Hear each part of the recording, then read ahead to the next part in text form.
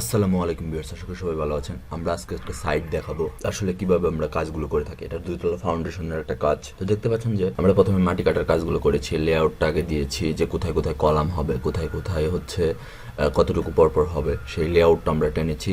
এখানে এই কাজে কিন্তু ভুল আছে। আমরা যখন সাইডে যাই তখন দেখি যে মিস্ত্রিটা আমার মাটাম বা ইয়াটা দেয়নি। তারপরে সাইড দিয়ে দেখুন হচ্ছে কাঠ দেওয়ার কথা, সেটাও দেয়নি। তো সে পলিথিন ইউজ করছে। তো আমি তাকে বললাম যে এটা এখানে অবশ্যই চারিদিকে দেখুন, এখানে কিন্তু বেজের কি সাইজগুলো ঠিক নেই। মানে যখন কাট দিত তখন আমার যে আমি বেসটা যে সাইজ দিয়েছিলাম সেই সাইজ অনুযায়ী কিন্তু হতো। এই ক্ষেত্রে কিন্তু মালিকের ক্ষতি হচ্ছে। তো আমরা একটা ডিজাইন করার পরে কিন্তু সাইডে যে এই কাজগুলো চেক করি। একটা বাড়ি করার জন্য কিন্তু খালি কাজই মানে ফ্যাক্টর না, এখানে কাজের পরে যে কাজগুলো থাকে, যে বাড়িটা সঠিকভাবে হচ্ছে কি না, তারপরে কাজের যে রড বাইন্ডিংগুলো আছে, তারপরে লেআউটগুলো ঠিকমতো হচ্ছে কি না। তো বেসগুলোকে আমি বলে দিলাম যে দেখুন আপনারা এভাবে বেস করছেন, এটা সাইডে কাট দিতে হবে অবশ্যই। তো আমরা প্রতিটা বেজে এরকম চেক করতেছিলাম যে আমার কাজগুলো কীরকম হচ্ছে না হচ্ছে। সেই জিনিসগুলো চেক করার পরে দেখলাম যে না, আমাদের মিস্ত্রি যে বেজের রডগুলো কেটেছে সেটা স্পেসিফিকলি যে মাটাম দেওয়ার কথা আমাদের ডিজাইন অনুযায়ী সেই মাটামগুলো সে দেয়নি, কিন্তু রিংগুলো সে সঠিকভাবে কাজ করেছিল, রিংগুলার স্পেসিফিক সঠিকভাবে করেছিল। কিন্তু যেহেতু আমি ক্লায়েন্টকে বললাম ক্লিয়ারলি যে এভাবে হয়েছে, তখন উনি বললো যে ভাই ঠিক আছে, পরে এগুলো আমরা সমাধান করব।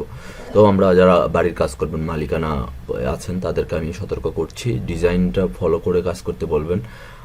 তারপরে আমরা কি করব, তো তারপরে এখানে কিছু করার নেই। প্রবাসী ভাই ছিল, তো ওনার বড় ভাই এখানে ডালাই শুরু করে দিল। আমি বললাম যে ভাই আসলে এটা এখন কিছু করার নেই, যদিও ওই দিন ডালাইয়ের প্রিপারেশন নিয়েছিল। তো আমাকেও ডালাই দিতে বলল। তো ফার্স্টে ওনাদের যে আত্মীয় স্বজন আছে তারা ফার্স্ট স্টেপে বিসমিল্লাহ করে ডালাই শুরু করলো। তো বেসিক্যালি এখানে কিন্তু কিছু ভুল ছিল, তারপরেও আমরা কিন্তু সিসি প্লাস ব্লকটাকে সঠিকভাবে করেছিলাম। আমি দেখুন এখানে ইটা বিছানো না, বেজে আগে সিসি করে নিয়েছি, তারপরে ব্লক ইউজ করে কিন্তু খাসা করে রডটা করেছি। তো এই কাজটা সঠিক ছিল। আমার দুইটা এখানে অবজেকশন ছিল, সেটা এখানে চারিদিকে কাঠ ইউজ করেনি, প্লাস আমার যে খাসাটা করেছে বেজের সেটা কিন্তু ঠিক মতো মাটাম দেওয়া নেই, অল্প স্পেসিংয়ে আছে। তো সেটা সঠিক ছিল না। এই দুইটা কাজে বলছিল, কিন্তু রিংগুলো ঠিক ছিল।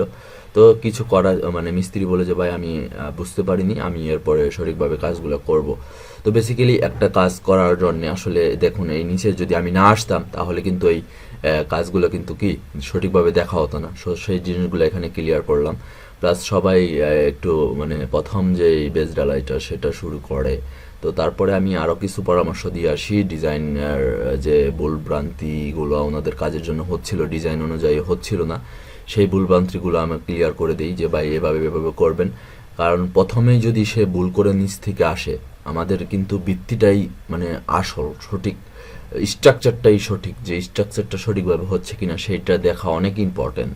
তো তারই ধারাবাহিকতায় কিন্তু আমরা এটা করে দিয়েছিলাম, এভাবে বলে ইনস্ট্রাকশন দিয়ে আসছিলাম। তো শেষমেশ সবাই অনেক সময় করলো, তখন আমিও বলি যে না, আমিও ডালাই দিই, কি আর করার আছে। তো কিছু কিছু রুলস মেনে আমি আমার ইঞ্জিনিয়ারিং শাকিল এই পেজ এবং ফেসবুক পেজ এবং ইউটিউব চ্যানেলটা সাবস্ক্রাইব করবেন। আপনারা ইনশাল্লাহ নতুন নতুন ডিজাইন পাবেন, ড্রয়িং পাবেন। তো আমার ইনস্ট্রাকশনে আমার কন্ট্রাক্টরটা, তো সেও কাজ শুরু করলো। তো এইভাবে আসলে আরও কিছু কথা বলে আসলাম যে না, আপনারা এইভাবে করবেন এবং কি এইভাবে কাজগুলো করলে সঠিক হবে, সেই ফলো করলাম, যে সবাইকে আস্তে আস্তে ক্লিয়ার করে ডালাই দিতে বললাম। তো খুবই মালিকটা খুবই আন্তরিক ছিল এবং কি আমার সাথে তার পরিচয় অনেক বছরের। ইনশাল্লাহ কাজ হয়েছে, আরও কাজ হবে সামনে। তো এইভাবে আসলে আমরা কাজগুলো কমপ্লিট করেছি এবং আপনারা দেখতে পাচ্ছেন আমাদের ফার্স্ট ব্লগ এটা ইউটিউবে আপলোড করতেছি, ফেসবুকে আপলোড করতেছি। ইনশাল্লাহ আরও দেখতে পারবেন যে আমরা প্রতিদিন নিয়মিত ভিডিও এবং এরকম কাজের যে সমস্যাগুলো সেগুলো কিন্তু তুলে ধরবো। এখানে কিন্তু দুইটা প্রবলেম ছিল, এক